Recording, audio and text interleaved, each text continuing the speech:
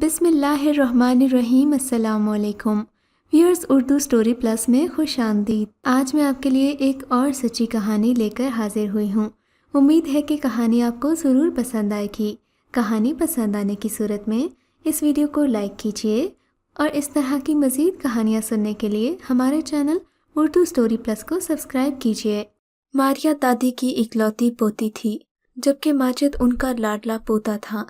गुलाम नबी के यक्के बाद दीगरे 3 बच्चे पैदाइश के बाद चल बसे तो बड़ी दुआओं और मन्नतों के बाद पहले बाबरा और फिर माजिद पैदा हुआ। दादी, अब्बा और चचा गुलाम नबी की दिली ख्वाहिश थी कि मारिया माजिद की दुल्हन बने, जबकि चाची की ख्वाहिश थी कि अपनी भतीजी आमना को बहू बनाएं। पर चचा के सामने कुछ भी बोल नहीं सकी थी कि माजिद की तमन्ना भी मारिया ही थी। अगरचे शक्लो सूरत की आमना भी अच्छी थी, मगर मारिया जैसे खिलता हुआ गुलाब थी। जब से चचा और चची उसे जोड़ा और अंगूठी पहना कर गए थे, मारिया माजिद को पटर पटर जवाब तो न देती थी, मगर उसे देखकर उसकी आंखें मुस्कुराने लगती। दादी तो चाहती थी कि नासिर और मारिया दोनों बहन भाई की शादी इकट्ठे ही कर दी जाए, पर चचा गुलाम नबी कहने लगा, अम्मा तुम तो जानते हो मेरी ज़मीन हयात भाई से आधी भी नहीं, मुश्किल से गुजारा होता है। सोचता हूँ माजिद 14 जमात पास कर ले और कोई नौकरी करने लगे तो तब इसके ब्याह का सोचूं। माजिद की माँ कहती है इकलौता बेटा है, इसकी शादी खूब शान से करेंगे ताकि दुनिया देखे। न जाने तेरी बीवी ऐसी दिखलावे की बातें क्यों करती है। बाबरा का ससुराल भला मांस था, इन्होंने कब कहा था कि तुम बेटी को शानदार जहेज देने के लिए अपनी ज़मीन ही बेच दो और फिर मारिया अपने नसीब का रिस्क लेकर आ जाएगी। खैर चलो, 1 साल ही तो रहता है माजिद की पढ़ाई का, जब अल्लाह को मंजूर होगा तो शादी कर देंगे। बरामदे में बैठी चाची ने दादी की बातें सुनी तो गुस्सा तो बहुत आया, पर सिर्फ इतना बोली, अम्मा अब वो ज़माना नहीं रहा कि बेटी को 4 जोड़े और 5-7 बर्तन, 1 बिस्तर चारपाई देकर रुखसत करूं। आज की दुनिया में बहुत कुछ करना पड़ता है। दादी जानती थी कि उनकी बहू जुबान की बहुत तेज है, तभी वो चुप हो गई, क्योंकि इन्हें अपनी इज्जत भी प्यारी थी। वो बेटे के घर का सुकून बर्बाद नहीं करना चाहती थी।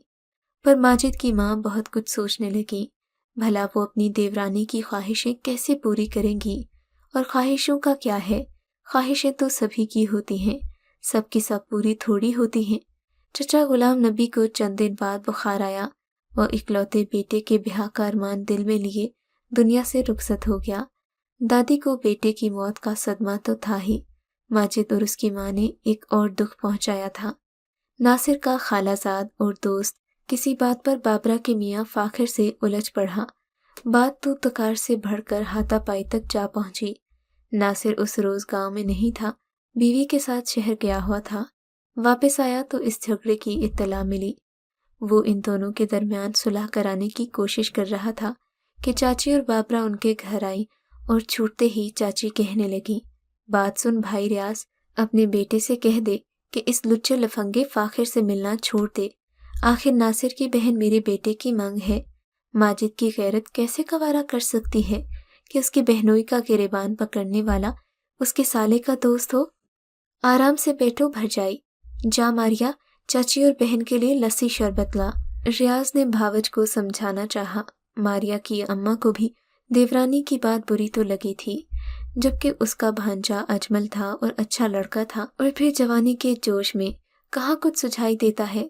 मामूली सी बात झगड़े का सबब बनी थी और अब वो इसी झगड़े से शर्मिंदा था। होशो हवास तो उसमें रहा ही नहीं था। चची के भाई का दोस्त जो दुबई में काम करता था, और इन दिनों दुबई में काम मिलना खुशकिस्मती समझा जाता था। पैसा तो शायद हमेशा ही सब कुछ समझा जाता था। खुश नसीबी थी और जिंदगी का उन्वान भी। कम ही लोग होते हैं जो माया देवी की पूजा नहीं करते, और ऐसे थोड़े लोगों में एक मारिया भी थी जिसके दिल की दौलत मोहब्बत थी। अम्मा, अब्बा, भाई, दादी और माजिद। माजिद जिसके नाम की अंगूठी पहनकर वो खुद को माजिद के संग हसीन वादियों में महवे सफ़र देखती थी, मगर नहीं जानती थी कि माजिद के दिल की मुराद उससे पहले दौलत थी, और ये मुराद पाने के लिए उसकी बीवी माजिद के बजाय आमना बन रही थी। तो क्या फ़र्क पड़ता था कि मामे हाफिज ने اپنی بہن اور ماجد سے کہا تھا کہ اگلے مہینے نعمان آنے والا ہے، اس کی کمپنی میں اس کی سفارش پر ماجد کو اچھی نوکری مل جائے گی اور چند سال دبئی میں بھی لگا لیے تو اتنا کما لے گا جتنا چوتھا پاس جماعت کر کے کئی سال نوکری کر کے ادھر نہیں کمایا جاتا۔ اور دیکھ لے نورا، آخر آمنہ میں کمی ہی کیا ہے جو تو نے اسے بہو بنانے کا نہیں سوچا؟ اگر تو نے یہ فیصلہ کیا ہوتا تو آج ہم دونوں بہن بھائی ایک ہوتے۔ اور پھر نورا نے فیصلہ کرنے میں دیر نہیں لگائی۔ ٹھیک ہے، ایسے بھی ماریا میں کون سے سرخاب کے پر لگے ہیں جو آمنہ میں نہیں ہیں؟ اور کیا اماں، ماریا تو یوں ہی بے وقوف سی ہے، اسے آتا ہی کیا ہے؟ بابرا نے بھی ماں کی ہاں میں ہاں ملائی تھی۔ اب ماں بیٹی ان کے گھر آئی تھی تو بات بنانے نہیں، بات بگاڑنے آئی تھی۔ نہ مجھے پیاس نہیں ہے، بس تم اور ناصر جمال سے ملنا جلنا سب چھوڑ دو۔ ایسا کیسے ہو سکتا ہے نورا؟ جمال بھی کوئی غیر تو نہیں ہے، ساجد کا سگا بھانجا ہے۔ بچوں کو سمجھانا بڑوں کا کام ہوتا ہے، ایسی باتوں کو بڑھاوا نہیں۔ جانا تو فاخر کو میرے پاس بلا لینا، ناصر جمال کو بلا لیتا ہے تو میں ان دونوں کی صلح کرواتی ہوں۔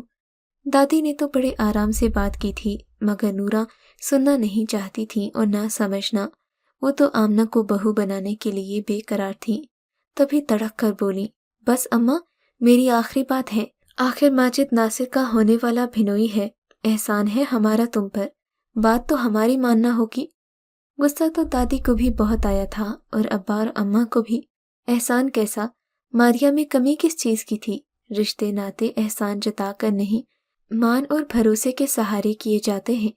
پر ان سب سے پہلے ناصر جو چپ چاپ بیٹھا تھا بول اٹھا، چچی ایسی بات نہ کر، ماریا کوئی گری پڑی نہیں جو تو احسان جتا رہی ہے۔ ہاں احسان ہے میرا اور میرے بیٹے کا، ورنہ میں دیکھتی ماریا کو ایسا خوبرو دلہا کیسے ملتا۔ تو نہ کر یہ احسان۔ ناصر لال سرخ چہرہ لیے ایک جھٹکے سے اٹھا۔ چچی اور بابرا بھی یہ کہتے ہوئے گھر سے نکل گئی۔ اب تو پیر بھی پکڑو گے تو ماریا کو بہو نہیں بناؤں گی۔ ہائے یہ نورا کیسی باتیں کر رہی تھی؟ چھوٹے بڑے کا لحاظ تو پہلے بھی نہ تھا، اب غلام نبی کے بعد تو بالکل ہی بے لگام ہو گئی ہے۔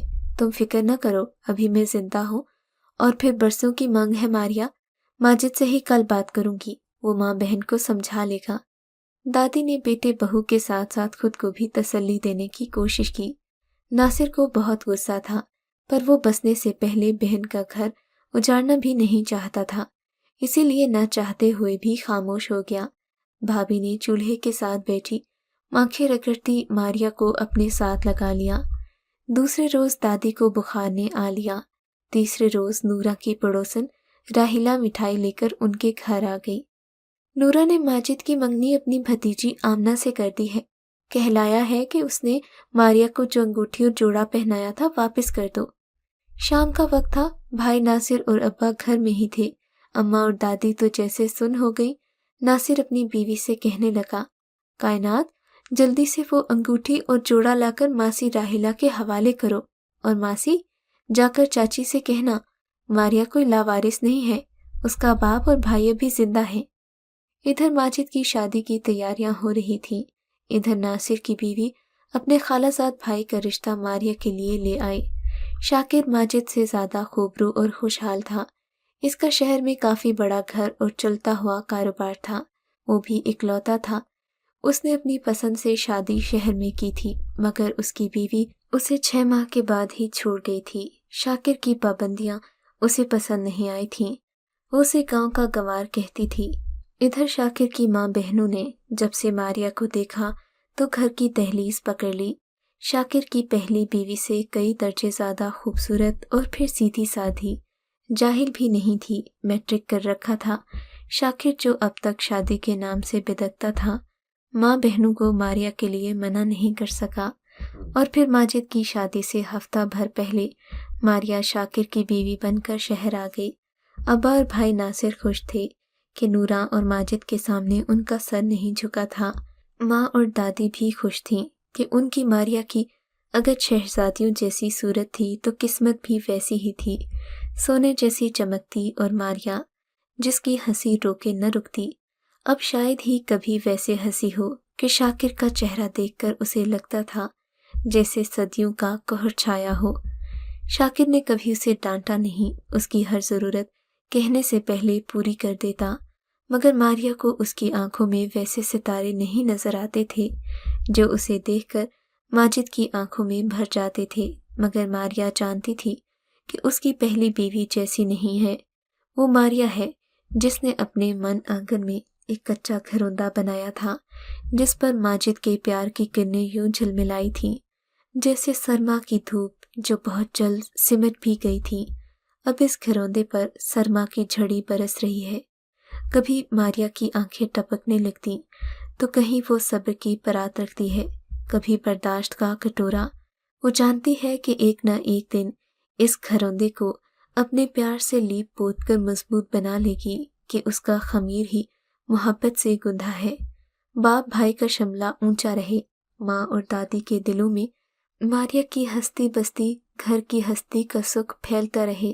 ماریا اب لڑکپن اور جوانی کا نوخیز سپنا بھول جانا چاہتی ہے کہ سپنے یاد کرنے سے کیا فائدہ جبکہ اس کی جاگتی آنکھیں پھول کھلنے کی منتظر ہیں۔ وہ محبت کی زمین کو اعتماد اور وفا کی کھاد اور پانی سے سینچ رہی ہے۔ آنے والی رت پھول کھلنے کی ہے اور پھولوں کی مہک شاکر کو اپنا اسیر بنا لے گی تو یقیناً تاروں کا قافلہ اس کی آنکھوں میں اترے گا۔ بس اسی امید پر ماریا اپنے دن گزار رہی ہے۔ اگر آپ کو یہ کہانی اچھی لگی ہے تو ہماری ویڈیو کو لائک کیجیے اور اس طرح کی مزید کہانیاں سننے کے لیے ہمارے چینل کو ضرور سبسکرائب کریں۔